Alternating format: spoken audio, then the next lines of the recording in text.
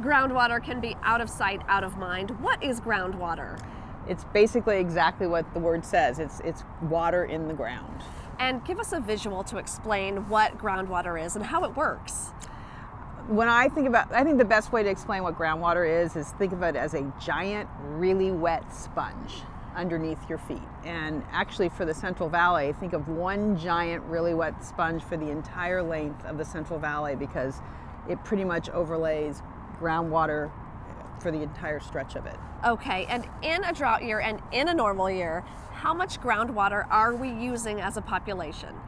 So groundwater is a really critical source of water for the state. And on average, we get about 40% of our water from groundwater. And in drought years, so in 2015, it was 2/3 of our water supply. Oh, wow.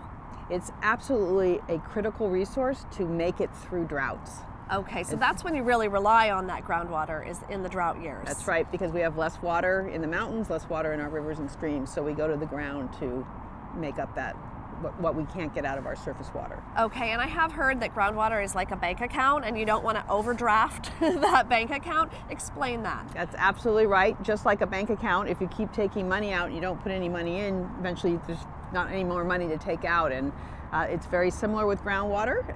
We can take water out, and it's a very important source of water during droughts, but we have to replenish that water in wet years. And if we don't replenish that wet water, you get what's called overdraft. And so you're taking out more water than you're replenishing, and that has very serious consequences. You can, wells go dry, land can go out of production if they don't have access to water to grow crops.